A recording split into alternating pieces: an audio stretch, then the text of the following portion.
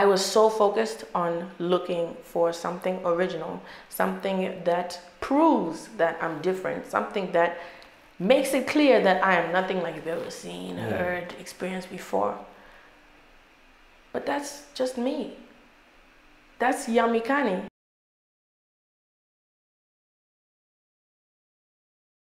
I've been making music actually since I was, well, what does making music even mean? Because are you associating it with getting into a studio and actually having something recorded?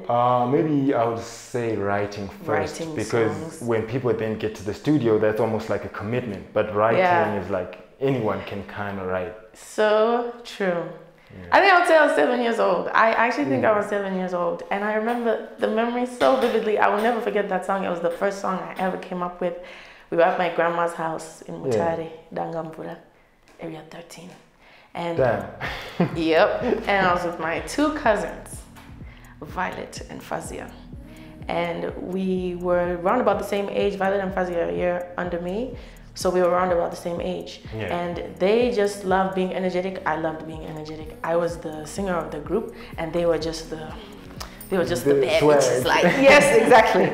So we're in my grandma's living room, bored as hell. The electricity is gone. And I'm like, guys, let's just make a song.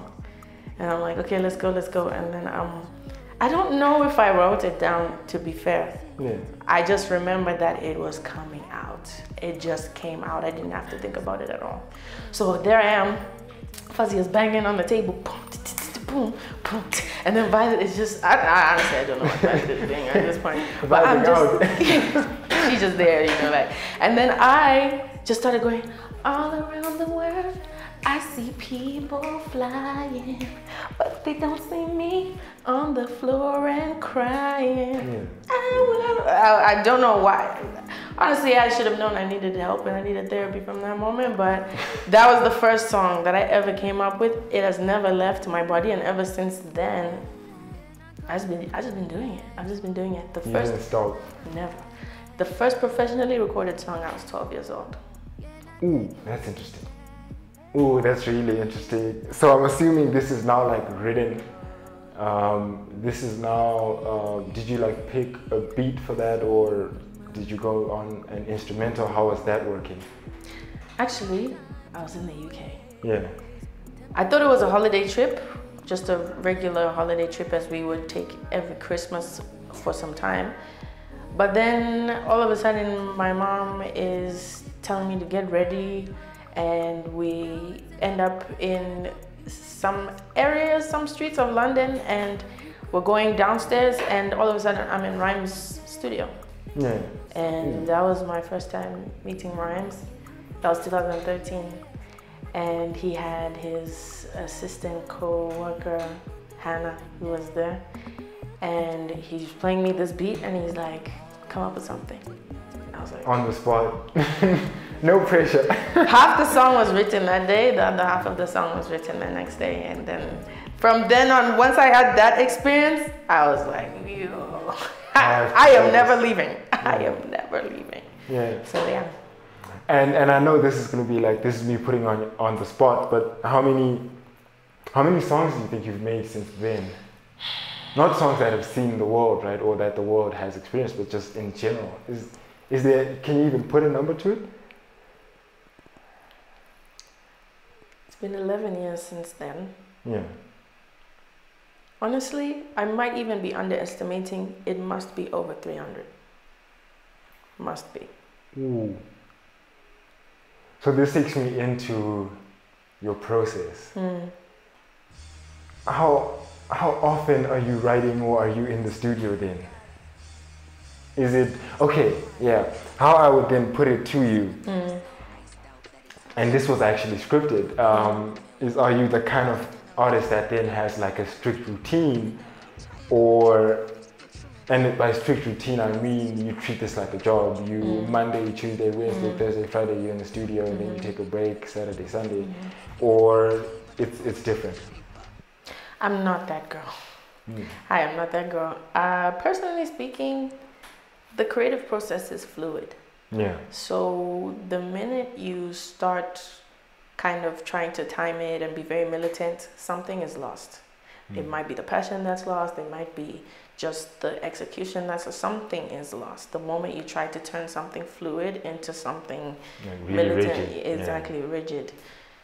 So I'm definitely not that girl, and it doesn't make sense either. I don't think it's possible actually to just constantly be creating, because you have to have time to absorb the things that are going to influence what you create. You have to be out in the world.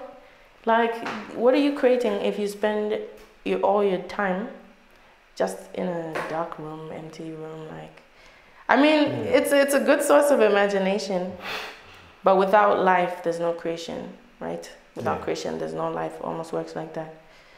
So the type of person I am, I let it happen. I don't make it happen, I let it happen. I, most of the time, listen to already made instrumentals. And if something comes out naturally, those are my emotions trying to speak to me. Yeah. And so I dig into it and I'm like, okay, this is where we're going, this is where we're going. And then there's a song. Sometimes it might take longer because I'll listen to something and it'll make me imagine something that I probably never felt or seen or experienced before. So now I actually have to use my emotions to try and describe what that would feel like. I'll give you an example. Me Like That is one of those songs. Yeah. I was talking about me just being so struck by someone in the club, and I'm like, oh, I cannot leave here without getting to know you, child. I need your energy and my energy. I need us to boom, boom. That never happened. Never happened, but I felt it when I was listening to the instrumental. So I'm the type of artist who just lets things happen as long as my heart is willing to drive it. If it's not the time, then I can go quite a while without making. Fair enough. Fair enough. So the reason I asked, because I was thinking, 300 songs, that's a lot. I know, it right? sounds like a lot, but I guess, as you say, like over like an 11-year process, it's also like, That is a lot. It's actually not even that much. Yeah, fair enough. So we actually come back to Rutskwanda Rage, right? Like I said, the thing that struck me most was you had like a stage presence to you, right? And maybe let me add context to that. And this is not to knock anyone, but some artists, you can tell that they're like really brilliant at making music, but they can't translate that to a performance act. Because that's like another facet of music entirely, right? Like you can make a great song in the studio, but you need something else to be on stage. Even the other way around, like. You might actually have stage presence, but then the songs are like, these songs are kind of iffy. True. They're kind of sus. It happens. So the question I always had since that moment was, how long have you been performing and what goes into that routine? How long have I been performing? Yeah. Before birth, child. I've been dancing out that embryo. Like, I've been dancing. Wow. I can't even put a timestamp to it because honestly, what you describe as performing is me ripping down all the restrictions I put on myself sometimes. When you walk out into the world, you kind of want to control yourself. You're not at your full, energetic, 100%, just the raw, authentic. What you describe as performing is me at my full, energetic, raw, authentic self. That's me when the doors are closed. That's me when I'm around some of my family. That's me sometimes when I'm around strangers, honestly. Because on that stage, I suppose there were a lot of strangers. I didn't know anyone except for the people who brought me there. I didn't know anyone. So, to answer your question, how long have I been performing? As long as I've been being myself. That's your answer. Maybe let me push you a bit more. And what I would say is, it felt not choreographed, right? Because choreographed means you spent like 2 weeks preparing for that particular set. But there were things that I saw there that felt like, this feels like something out of like a dance routine or something like that. Does that make sense? Does that make more sense? So how long have you been performing in the sense of like, are you a dancer as well? Is that part of? Yes, I am a dancer. If I were to list all of those things, it would be crazy because above it all, I'm just a creative. I'm a creator. I love to entertain.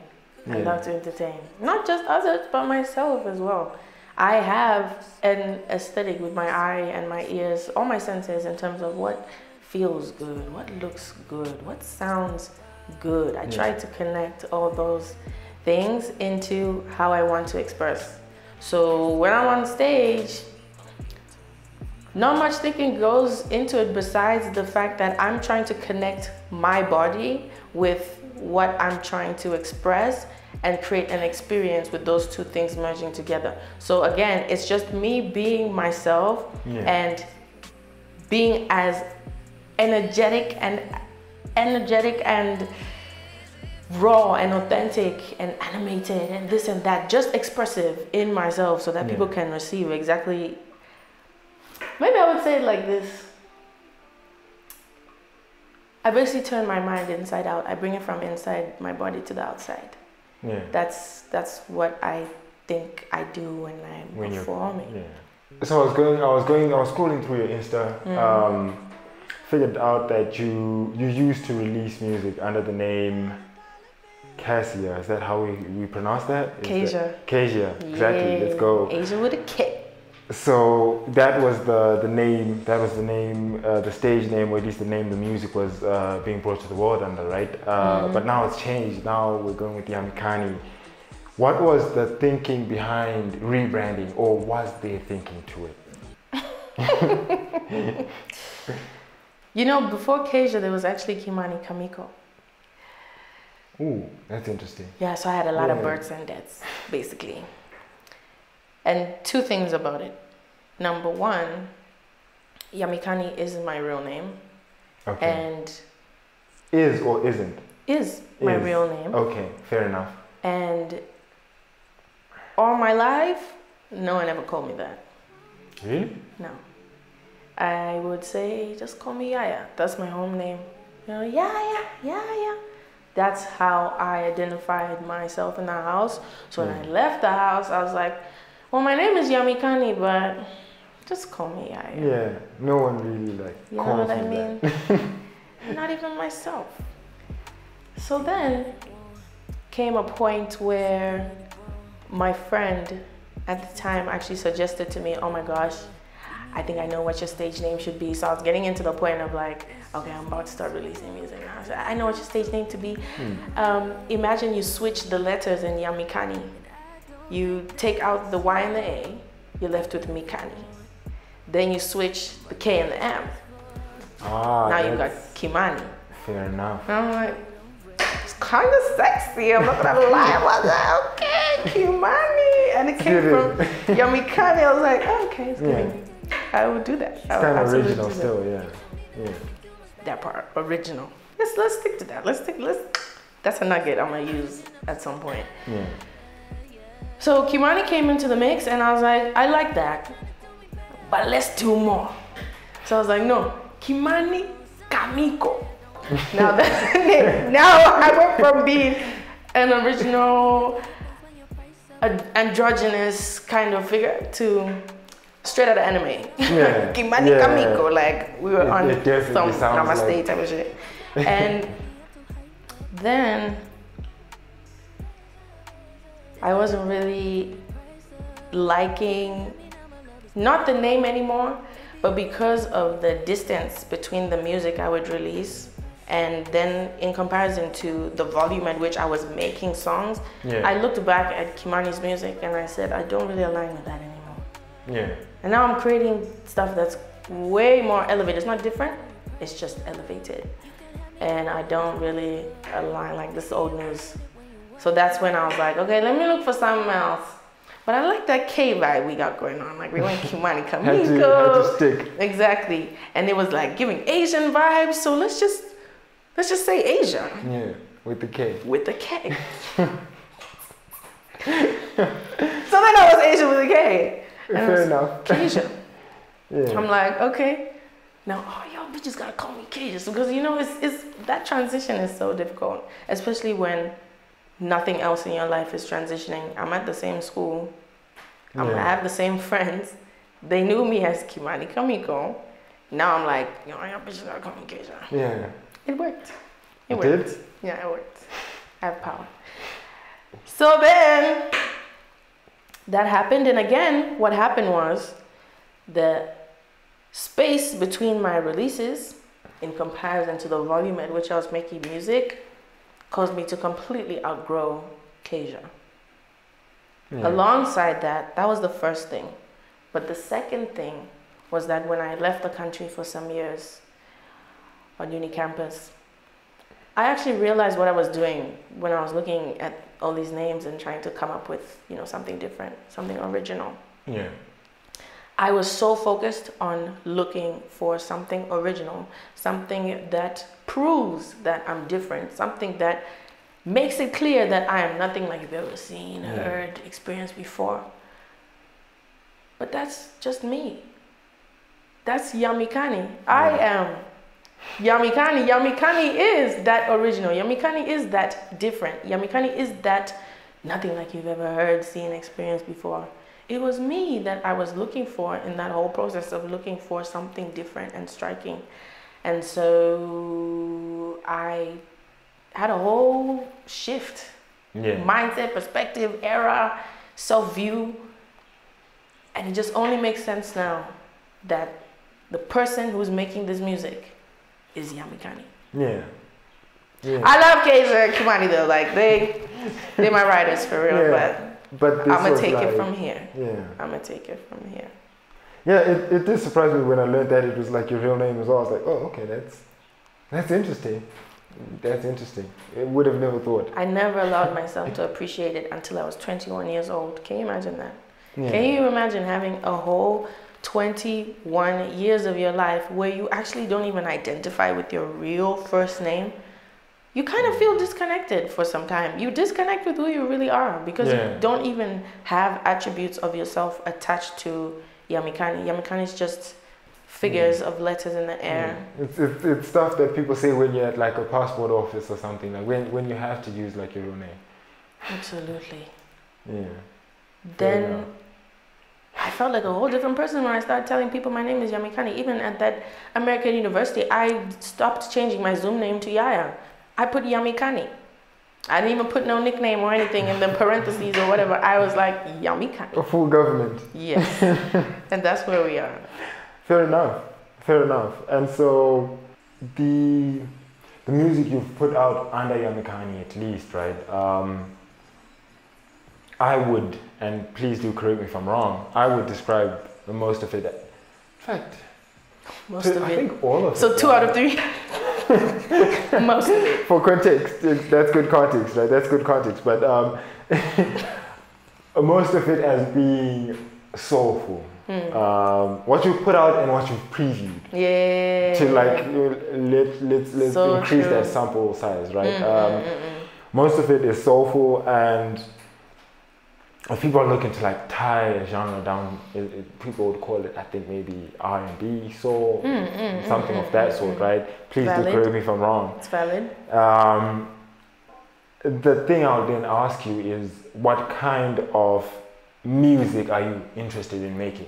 Because initially I had said, what kind of genres are you interested in making when I wrote this down, but no, what kind of music are you interested in making? I love that you changed that. Yeah. Because had you asked me what genres are you interested in making, I would have told you that I'm not interested in making genres, I'm interested in expressing myself. Yeah. So now that you ask me what music am I interested in making? Yeah. Well, that's different, I don't know. Or at least, can I rephrase it to... And this is a question that's limited to here and now, not like for the rest of your career or whatever, but here and now. What story would you say Yamikani is trying to tell through music? Is that like a fairer question? I love that. Wow. That's beautiful. Now I gotta think about it. What story would you say Yamikani is trying to tell through her music? The story of everything. I'll break it down. Yeah, you have to. Unfortunately. My life experience in a nutshell would pretty much show you that up until now at least, there's never been a stable sense of environment. Things were always changing. It could have been a house, could have been school. I've been to like 5, 6, 7 schools. Yeah. And also travel was included, which is such a blessing, honestly. Yeah. Travel was included. So as I was learning about myself, I was finding myself in all these other things that had I not seen at that time, I would have separated from myself. Is that making sense to you? The idea that when you become so almost stubborn in who you think you are, you separate yourself from everybody. But the beautiful thing that I had to go through was that I could not be in a permanent enough position to be able to do that. I was constantly changing environments, and because I was constantly changing environments, I was constantly changing perspective. And all those different perspectives came together and formed me. So when I say the story Yamikani is trying to tell is the story of everything, what I mean is, it's not that I want to do everything and call it me. It's that I have discovered that there are pieces of myself in everything. And everything individually is a reflection of me. Not in the same way, obviously, but each of those elements that I connect with, I bring and I say, this is me, this is my story, and I bring all of that together. That's the story of everything. So now Yamikani is making music where she's got a little bit of Shona in there. And then she's also got some rapping. And then there's also like all these harmonies and all these weird and it's just a multicultural sonic experience. Because that's what my life has been. So Fair that's enough. Kind of who I am. Fair enough. I hear that. That's for a vague question, valid. That's a good answer, right? Thank you. No, that was pretty fucking hard. I mean, it doesn't have to be a good answer, it just has to be your truth, I suppose. More important than good or bad. I like that. It doesn't have to be a good answer. Yeah, it just has to be your truth. Yeah. I'm gonna get that tattoo. Right there. And so, as much as you are not in the infancy of your music career, because you've been making music for, we'll say more than 11 years, but 11 years since you like first touched the studio, right? For many people are experiencing you for the first time, right? Even me. Fair enough, exactly. If I were a blogger, I would write on my blog up and coming artists. I think that's like the tag people would use, right? And so I then take an interest with how you've been introducing yourself to the world. So this is going to be like a long-winded question, but I always love to give context. No, I love it. You're building some suspense here. But yeah, the way you've been introducing yourself to the world, essentially you've been doing it through IG, short visuals, almost like teasing people. It's like 30 seconds and then you go back to your world, you make some more music, 30 seconds again, you go back to your world. True. Sometimes you drop, sometimes it doesn't drop. So true. Yet. Sometimes it doesn't drop yet. Or some of it hasn't dropped yet. Well, I mean, depending on when people get to see this, but hey, that's a story for another day. But essentially what I'm getting at is you are, that element of suspense is there. You come, you go, you don't drop a full music video. At least I haven't seen one yet, which is something I think I would if it existed, because I'm pretty thorough at this shit, right? Like I love that. You are. I look pretty hard. So not thorough enough though. I do got a music video from 2013. Oh, that time fair you can enough. buy it's private, so you'll never find it. Unless it was like sent to me directly. Yeah, no, it's only in the cellular. Wink, so. wink, wink, wink. This is me suggesting. I'll take it up with my team. Let's go. That's Let's me. go. But yeah, you've rolled these visuals out in a way that feels very intentional. This is me cheating because you've also like shared this with me. That the way you're rolling it out is very intentional. The thing that you didn't share, though, at least the thing that I didn't push on because I wanted to do it now, was why is this the approach you've taken so far? Which approach specifically? The visuals, you give us 30 seconds, you're focusing more on IG, where someone would give us like a full music video because you've dropped three singles? Artists would usually follow that up with like a video for each, like a full video for each single, and that would go to like the YouTube, etc. But you haven't done that. Why is that the case? Is there a why, or is that me overthinking, to be fair? A little bit of both. Yeah, I do that sometimes. Fair, I relate. Yeah. Exhibit A. Well, listen, comes down to two things. Again, I don't know what it is about these twos, but two things. The first one is that I just want to display myself right now. I'm not too concerned about oversaturating.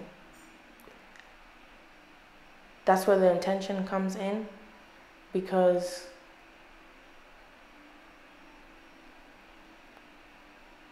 my main intention right now is to connect. I'm not seeing it as a business yet. Because the moment it becomes a business, oh Lord, you can't undo that. I'm not seeing it as a business yet. I'm seeing it as me kind of reaching out and just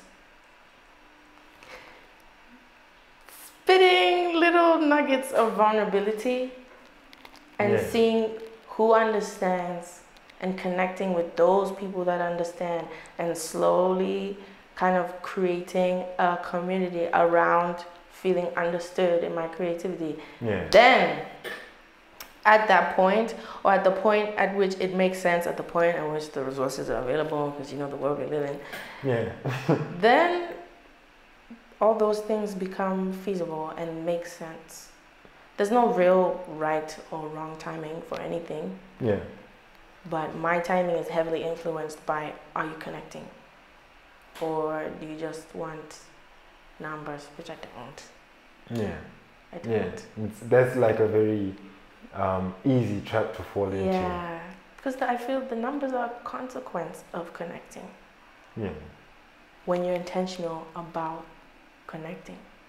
So that's where I'm at. Then the other thing is that my presence on social media is not necessarily a strategy, even though I'm intentional about it. It's more so a reflection of my capacity. We cannot doubt that in this world of internet sensations, there is a powerful reward in showing up online. But with that being said, if your capacity is not matching up with the level of your showing up, and it doesn't matter how it's not matching up, like the direction of that graph. If it's just not matching up, something will fall, because it's like this, like it's slanted. So there's something that's not strong enough to hold up everything, and my music, my artistry, my creativity doesn't rely on itself. It relies on my mental health, it relies on my physical health, which relies on my sociability, my ability to just be open and vulnerable. It relies on all these other things. At the center of it is your health, because without that you lose everything. But all those extensions need to, in my world, match the capacity. So Yeah. my presence on social media right now is a reflection of my capacity. I'm saying that knowing that I'm having therapy immediately after this interview. And so we're getting there. Yeah. And I'm easing myself into it. And I'm learning Yamikani as I'm doing Yamikani. And it's an awkward and kind of exposing, but exciting, but thrilling, but fearful experience. So I'm easing myself into it. But when it's up, it's going to be up. Yeah, I hear that. And I'm going to tell you that right now, because the moment it's up, woo, you would wish I stayed down. Yeah, yeah. So yeah. Price up. Yeah. I had to. That's where I'm at. I had to. That's where I'm at. But really exciting thing is around the corner. I say around the corner. These take forever to like come out between when we shoot them and when they come out. But I'm gonna commit to around the corner so that I push this up on my editing list. EP. You're working on an EP. Yes. First EP. I know that's right. When you were making this, which side of Yamikani do you think is like most reflected in this project? Is that like a fair thing to ask?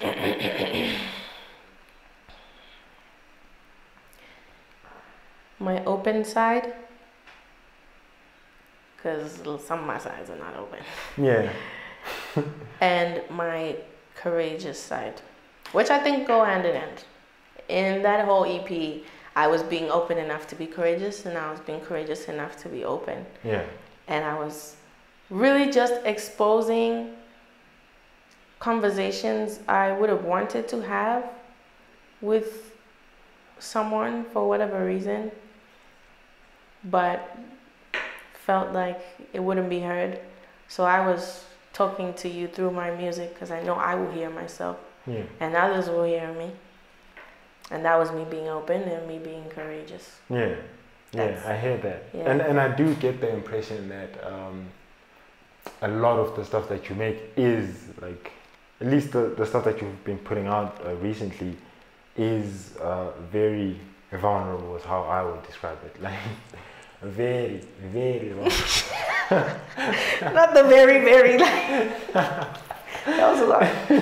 That was a lot. Okay? Yeah, we prefix it with very, very vulnerable. That is the feeling I get from the stuff that you've been putting out as full songs. Some of the stuff that's just like snippets where it feels more like poetry than music. Like all of it has felt like you're in that state of mind. And then, can you share something like, again, I ask if it's fair to ask because music and creation of this stuff like as number timeline. Yeah. Right? Yeah. Like as number timeline. Yeah, hip-hop. And I say that because I speak to a lot of artists. It's fluid. The creative process is fluid. So the question then becomes, is this something that you created over the course of like months, or is there music in there that was like already in the like hard drives that's coming out now, or like what was the approach to that? Or is everything almost like new?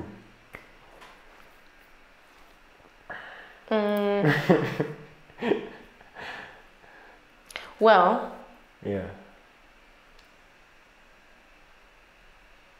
Price Up is making a double back and is appearing in the EP. Yeah, or that's for one.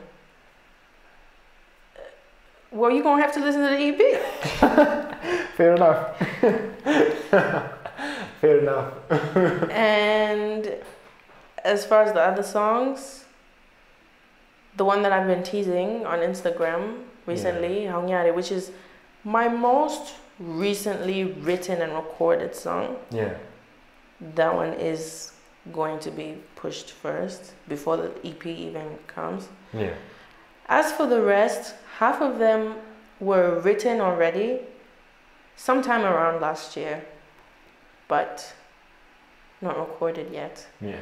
And then the other half were ideas Ooh. If you open my voice memos app, hey, yeah. More. You eating.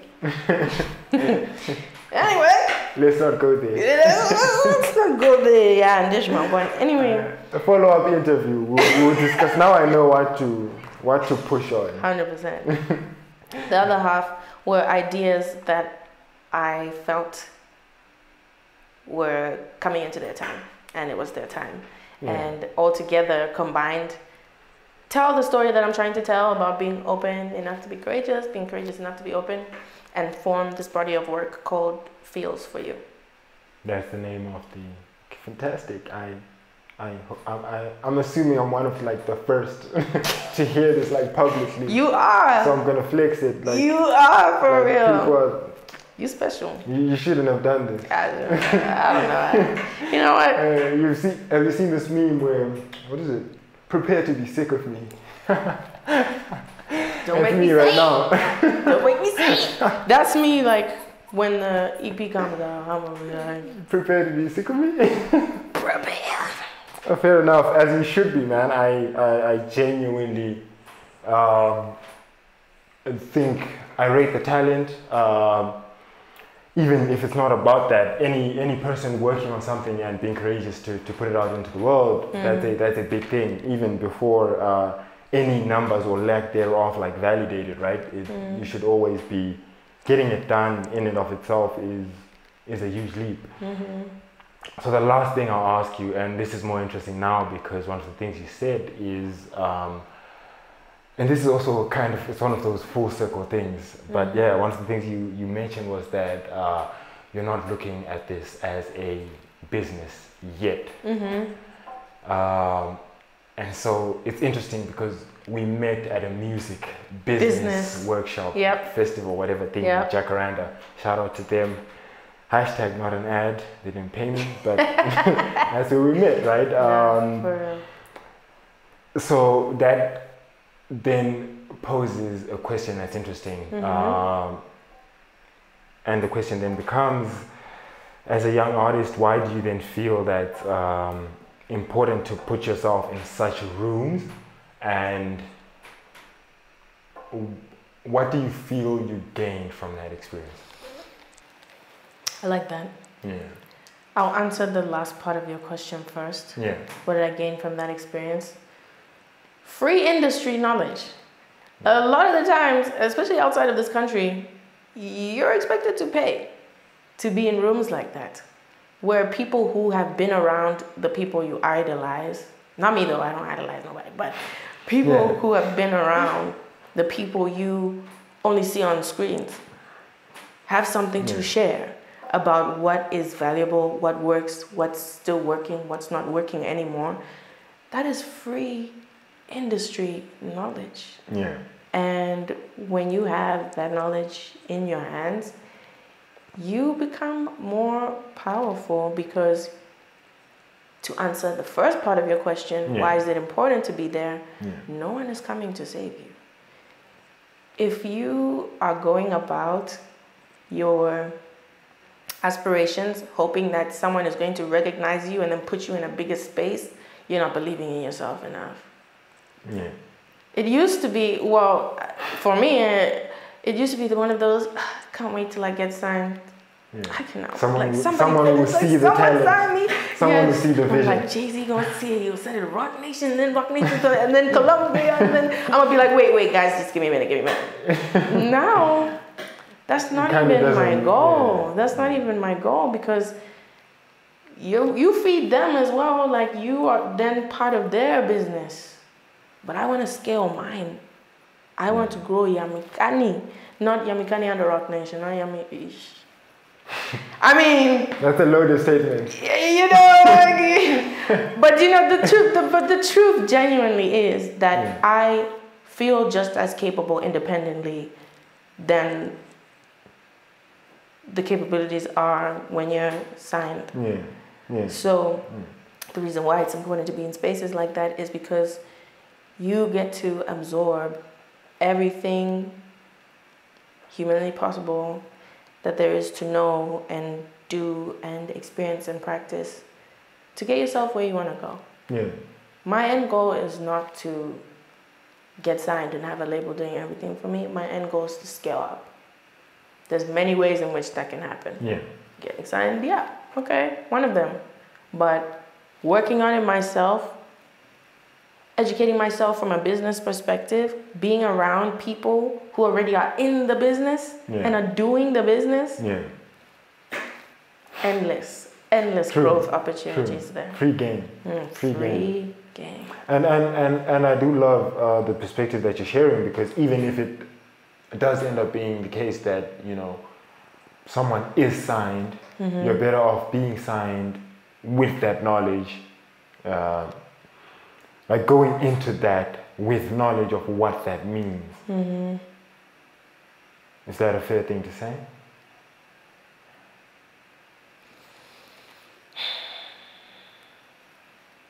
I think, yes, it is fair to say. Yeah. Alongside that, I don't know enough.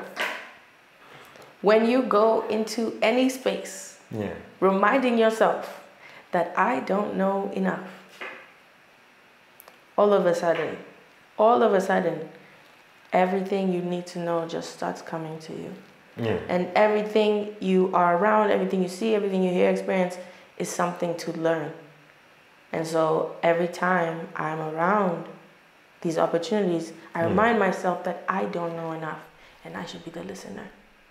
So your analogy mixed with mine is pretty much where I flow. Yeah.